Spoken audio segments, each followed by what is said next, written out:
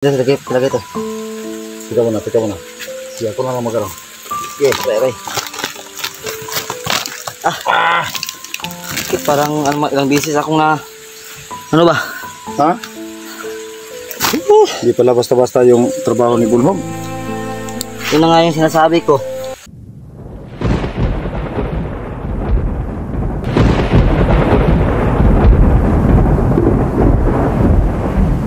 So yun mga kaidol, tinulungan po naming magbuhat ng durian si Bulhog. Yan o.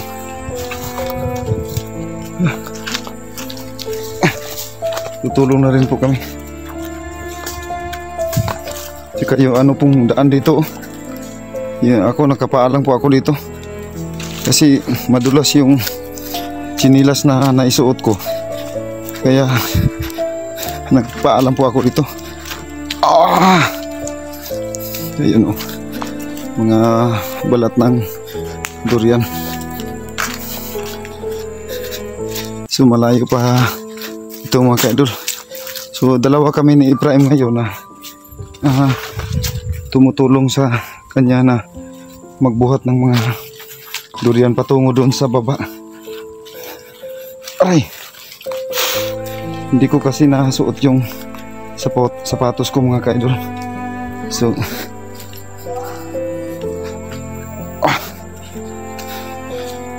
yung daanan mga kaidol, sobrang dulas. Ingat lang po tayo. Kunting tiis. Aray! Matalas yung mga bato dito mga kaidol. Tsaka ano mga kaidol, nakapaalang po ako.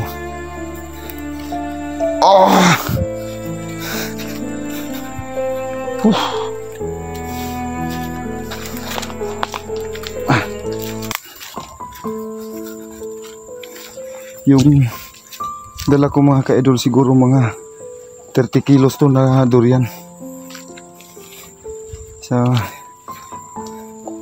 Doon sa bandang ano.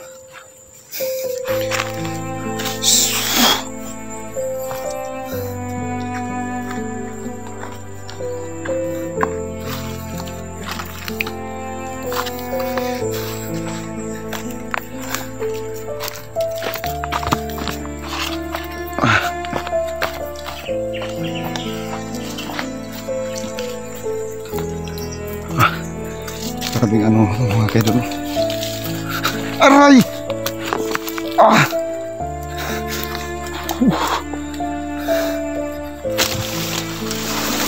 Hirap pala ang trabaho ni Bulhog mga tol. Ang bigat.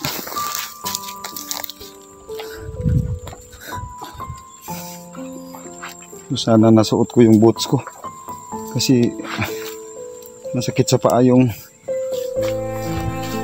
ano. So di bali na, matulungan lang namin si Bulhog para sa ano, para sa mga anak niya. So titiisin namin ni Prime itong mga idol para makatulong na rin.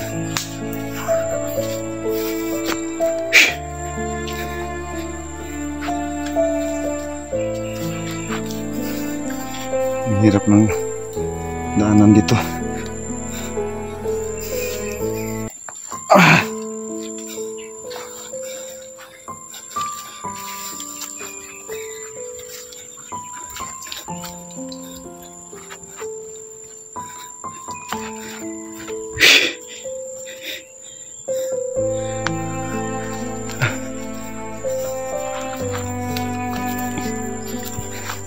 Yan mga kaidol.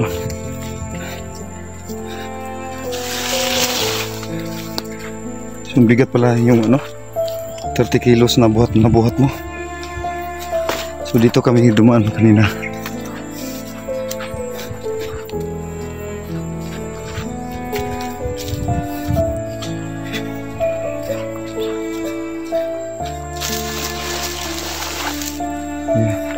Sobrang ano yung ito.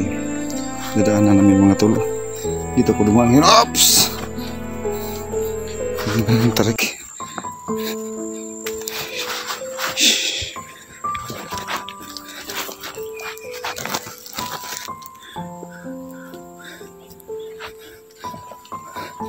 Ang talas talaga ng mga bato dito.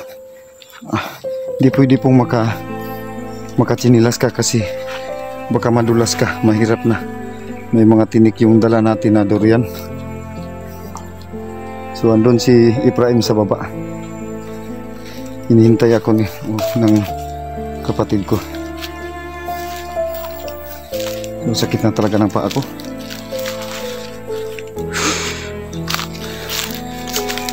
Ang hirap pala ng buhay ni Bulhog dito.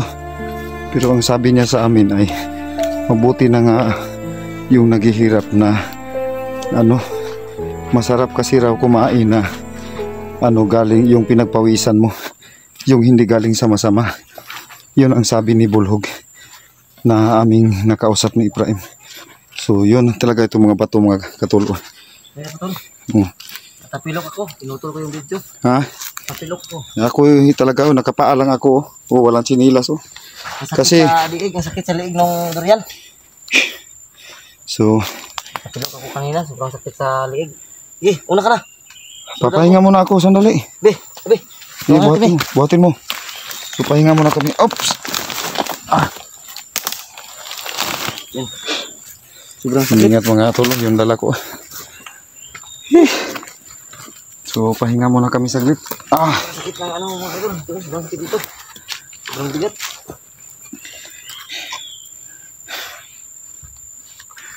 Marami pa doon. Baka makabalik pa tayo doon sa itaas. Isang beses. Isang bisis para makumpleto yung kung ilang kilo yung gusto ng amo ni Bulhog. Hindi kami isang balik mga idol pag makatid pa namin sa baba. So hatid muna namin to sa baba mga ka-idol. Tapos balik na naman kami dito.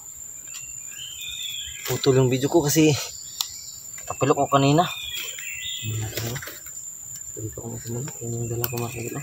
Ito rin sa akin mga ka-idol.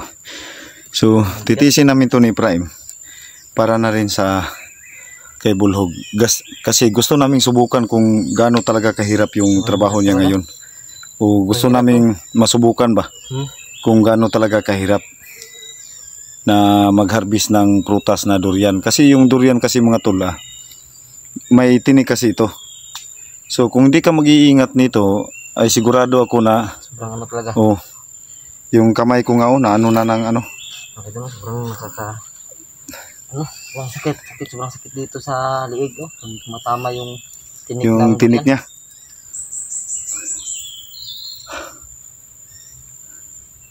Buti na lang nakapag trabaho si Bulhog sa kahit ganitong yung mura lang ang sahod, at least man lang daw ay may mapagkunan siya kaysa walang trabaho, kaysa bumalik daw sa pagiging bandido na wala namang patutunguhan yung sabi niya. Kaya tabangan tabi. So magpapabuhat ako ng kapatid ko mga idol kasi yung lakas ko hindi na masyadong hindi na buo yung lakas ko. So buhatin niya tapos yan ako. So kailangan mo talaga mo panangga ng tinik ng durian. Okay. Noon pa rin ang plaster niya. Yung dati. Buhatin mo. Agay. Okay, ayos na. Kaya? Ayan. So hindi lang tayo masyadong mabilis kasi grabe talaga yung. So baka magtaka kayo na si Ephraim lang yung bumuhat sa kanya kasi may kunting lakas pa yun si Ephraim. Ako hindi na masyado mga tol kasi tumataas na rin yung edad natin. So yung dadaanan namin dito. Ha?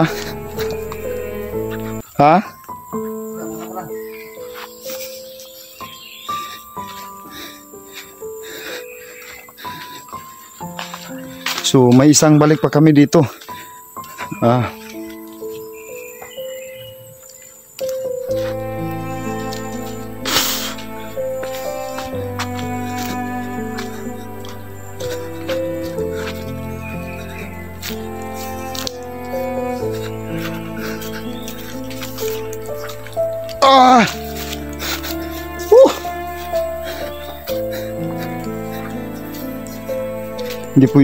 Hindi kasi pwede dito mga idol na magsuot ka ng tsinilas kasi baka madulas.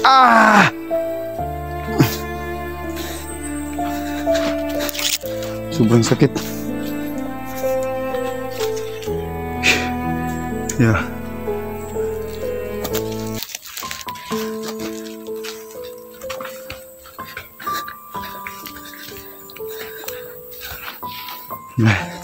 Na pawisan ako ng maraming singot mga tol.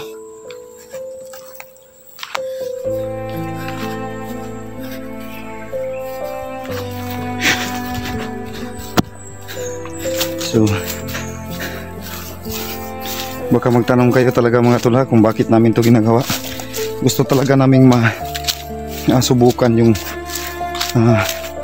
kung gaano talaga kahirap yung trabaho ngayon ng isang dating commander yan. Diyan na naman ako dumaan mga katol.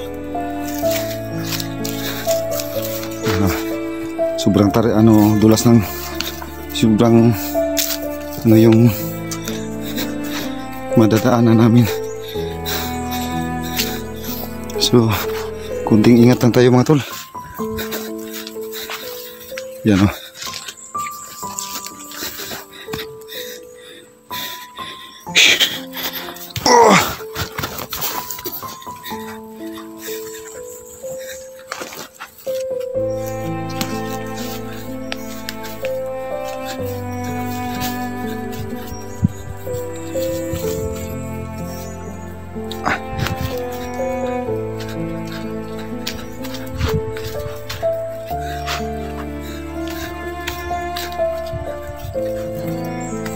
Diyan kami dadaan.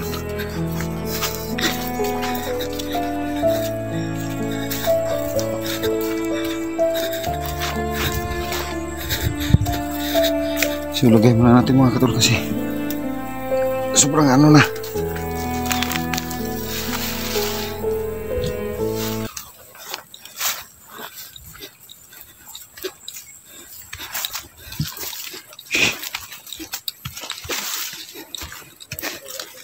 So ito mga tol, tsaka yung baba dito bangil na. So tuloy lang tayo.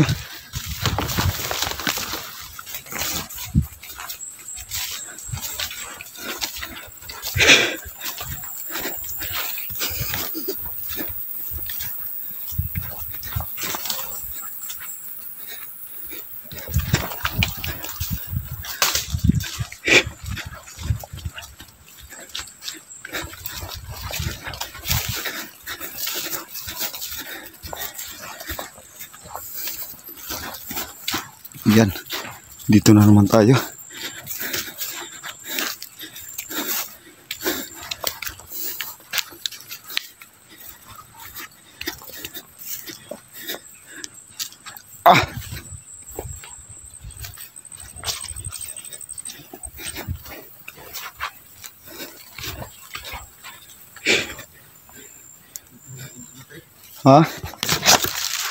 Ala.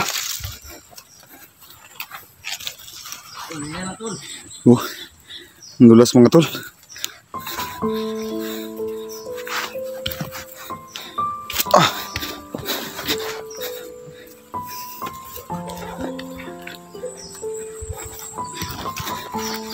Dito kami dumaan kanina.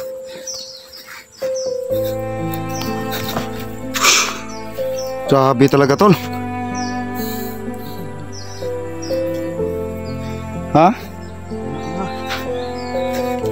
Doon na sa baba. Kasi dulas dito. Yung ba, tuhod ko ba? Naku, wala nang laban tong tuhod ko tol.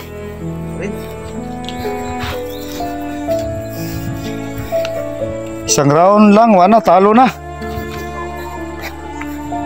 So, round ng ano mga kaidol ha. Round ng trabaho. Ganitong trabaho ba? Wala na talaga to. Iwan ko kung makaya ko pa bumalik. Pero susubukan pa rin namin.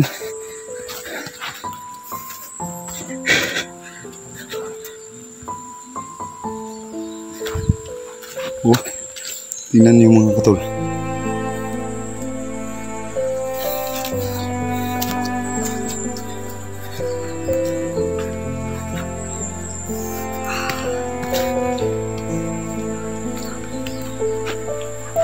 Ah!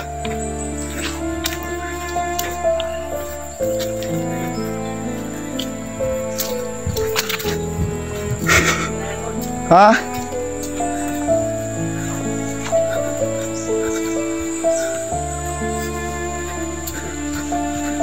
So dito tayo pahinga. Pangalawang pahinga na to mga kaidol.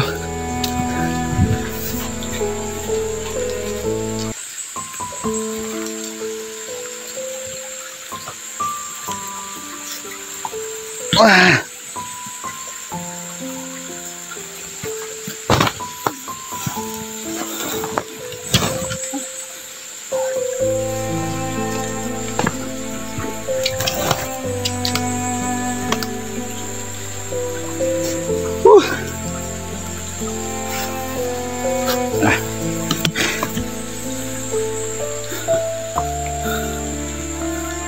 Hirap pala trabaho ni Bulhog.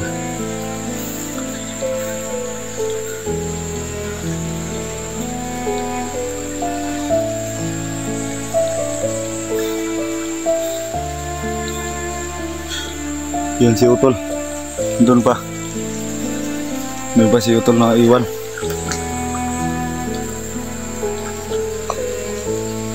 Yan. Yan si Utol mga tolo. Naiwan. Nagpapahinga rin.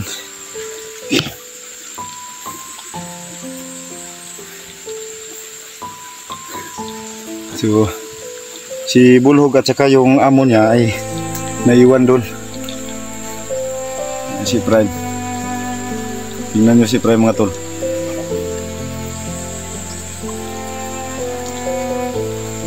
Yan, tingnan nyo yung forma ni Prime. Yung sitwasyon niya, oh. May hawak na cellphone, kagaya pareha rin kami. May hawak na cellphone yung kaliwa niya. Tapos yung kanan niyang kamay, yung may hawak ng durian. Yun o.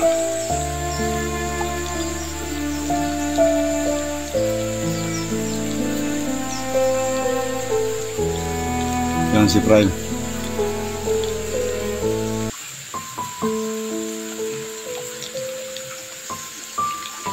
Yan.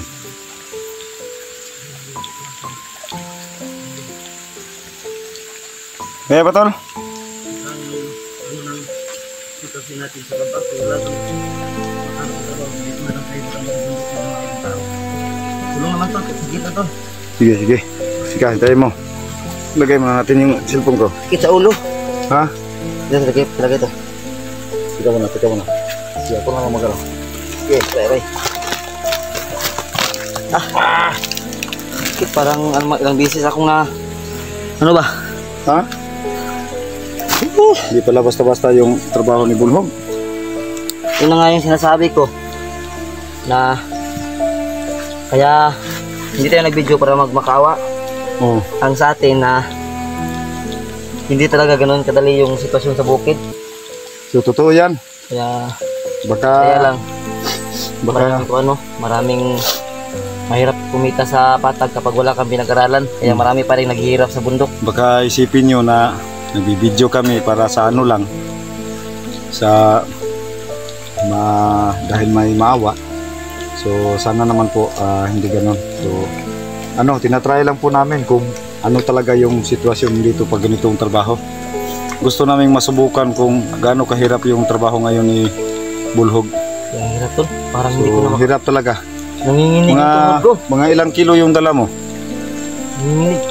Siguro mga 30. So sa akin mga kung di 30, mga 25. Tapos yung ano lang talaga, yung ang layo.